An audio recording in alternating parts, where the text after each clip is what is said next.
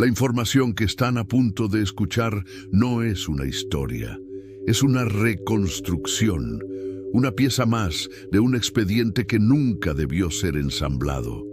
Los hechos están ahí, dispersos en grabaciones de seguridad degradadas, en informes forenses contradictorios y en el testimonio de una única superviviente cuyo relato fue sistemáticamente desacreditado.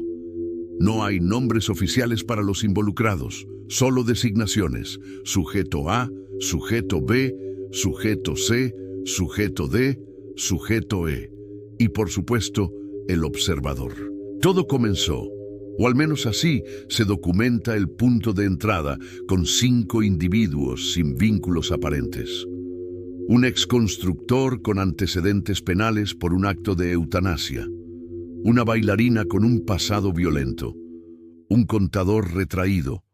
Un joven problemático marcado por un robo que terminó en tragedia. Y una doctora. Fueron hallados, o más bien aparecieron, en una estructura subterránea. No era una mazmorra medieval, sino algo mucho más contemporáneo y por ello más inquietante.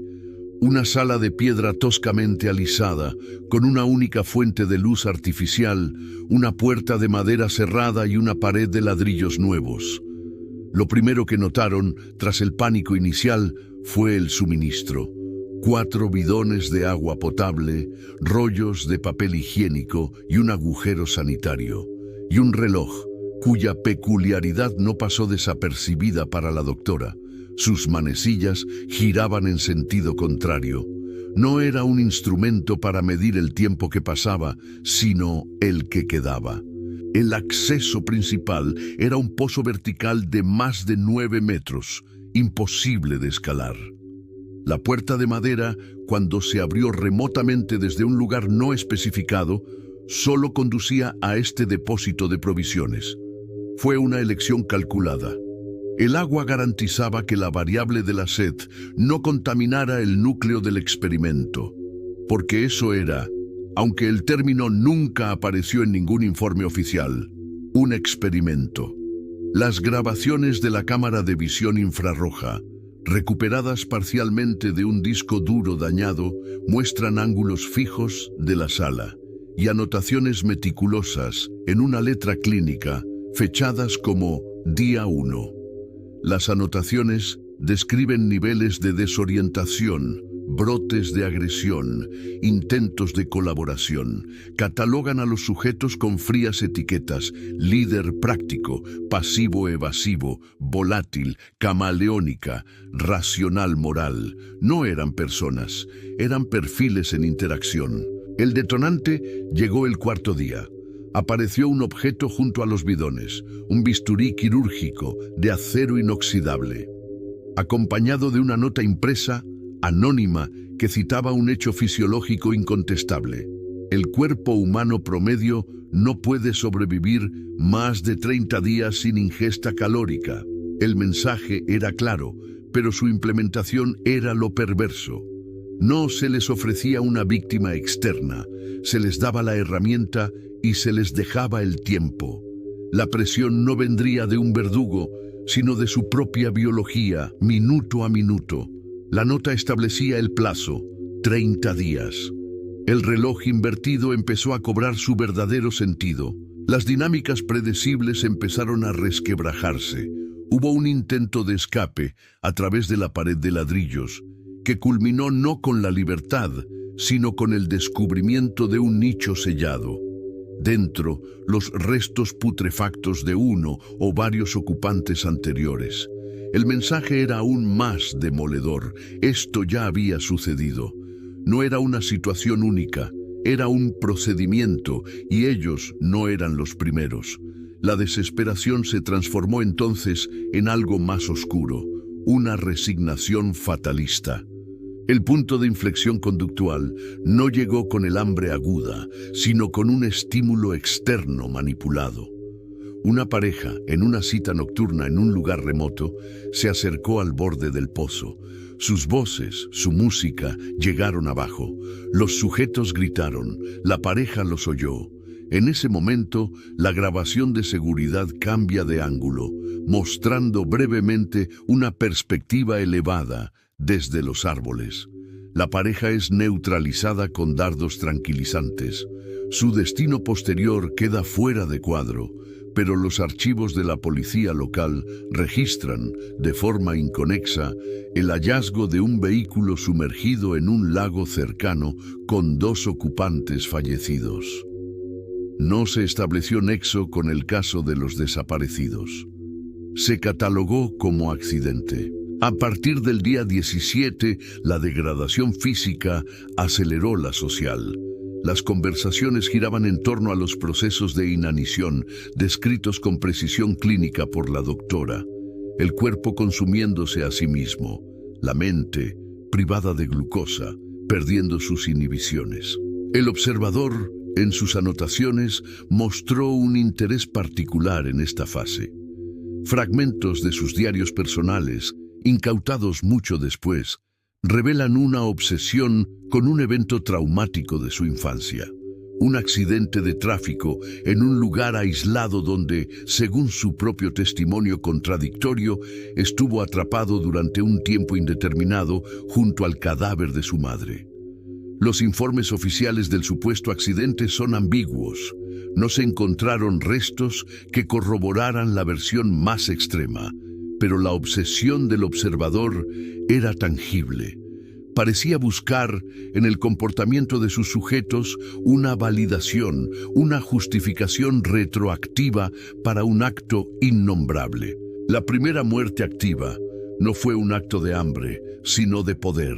Una alianza pragmática se formó entre la mujer camaleónica y el sujeto pasivo, con la complicidad inicial del elemento volátil. El líder, el constructor, fue asesinado con instrumentos improvisados, huesos extraídos del nicho anterior. La transgresión del tabú no fue precedida por un debate moral prolongado, fue rápida, brutal y eficiente. Las grabaciones muestran cómo, tras el acto, la dinámica grupal se transformó por completo. Los cómplices se alimentaron. El volátil, una vez liberado, se unió al festín. Solo la doctora se negó, siendo atada y mantenida con vida como una reserva de provisiones. El observador anotó, con una caligrafía ahora ligeramente acelerada, el perfil racional moral se mantiene en no participación, variable de control activa. Pero la variable de control, la doctora, no se limitó a resistir. Empleó su conocimiento anatómico para amenazar, su desesperación para planificar. En los últimos días, el escenario se convirtió en una pesadilla de alianzas cambiantes y traiciones. El sujeto pasivo, intoxicado por la carne y la paranoia, fue eliminado por el volátil. Luego, el volátil y la camaleónica se enfrentaron en una lucha por el dominio que terminó con la muerte de ella. Finalmente, en un movimiento que las cámaras no captaron con claridad, la doctora, aparentemente derrotada, logró invertir la situación y ejecutar al último agresor. Quedaba ella sola, y el plazo de los 30 días expiró. El reloj invertido llegó a 0. Nada sucedió. No se abrieron puertas. No hubo comunicación. El experimento, aparentemente, no tenía una cláusula de salida para el ganador. Solo la continuación de la celda, el agua restante y los cadáveres en descomposición. La doctora se encerró en la habitación de los bidones. Las grabaciones la muestran inmóvil durante largos periodos, conservando energía. Luego, realizó una serie de acciones enigmáticas. Escribió algo en la tapa de plástico de un bidón usando un líquido oscuro. Después, dañó la fuente de luz principal, sumiendo la sala en una oscuridad que las cámaras infrarrojas atravesaron, pero que ocultó los detalles de su mensaje. Fue este acto, el de ocultar información, el que parece haber provocado un error crítico en el protocolo del observador. Sus anotaciones se vuelven fragmentarias, obsesivas. Repite la frase, ¿qué dice? El día 34, las grabaciones muestran un movimiento inesperado. Una escotilla hasta entonces no visible en el techo del túnel del pozo se abre. Una figura desciende por una escalera de cuerda. Es la primera y única vez que el observador entra en el cuadro. Se mueve con urgencia hacia la tapa del bidón, ignorando a la doctora que yace junto a ella, aparentemente sin vida. Voltea la tapa. La cámara capta, por un instante, las palabras escritas. Verás pronto la luz del sol. En ese momento, el cuerpo inerte de la doctora reacciona. El hueso afilado que había mantenido oculto encontró su objetivo. La confrontación final es breve, caótica. La cámara se sacude, la imagen se distorsiona. La última toma clara es la de la doctora, exhausta, cubierta de sangre que no es la suya, comenzando el ascenso por la escalera de cuerda hacia la escotilla abierta. La siguiente grabación, de una cámara de seguridad externa oculta en un árbol, muestra una figura tambaleante emerger a la superficie, cayendo de rodillas ante la luz cegadora del amanecer. Mira directamente al sol, durante un tiempo que resulta incómodo de observar. Aquí es donde el expediente oficial se vuelve deliberadamente confuso. La mujer fue encontrada vagando en un estado de shock severo en una zona rural. Su relato fue considerado incoherente, producto de un trauma y una desnutrición extrema. No se pudo localizar la estructura que describió. Las investigaciones sobre las desapariciones de las otras 4 personas quedaron estancadas por falta de pruebas y de un lugar del crimen. El caso fue archivado. Pero hay un documento adjunto, una nota manuscrita sin firma ni sello, incluida en la copia del expediente que llegó a nuestras manos. Dice: el experimento no concluyó con la salida del sujeto. La variable moral demostró que la supervivencia no siempre anula el principio. Esto invalida la hipótesis central del observador. La réplica del experimento es, por tanto, una necesidad metodológica. Nuevos perfiles deben ser adquiridos. El entorno de prueba requiere modificaciones para evitar el error de fijación en estímulos externos. El mensaje.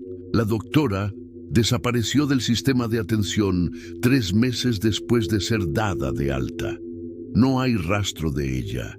Y en las últimas semanas se han reportado en distintas regiones, sin conexión aparente, desapariciones de personas que encajan en un perfil. Individuos aislados, con redes sociales débiles, cuyas ausencias no generan alertas inmediatas.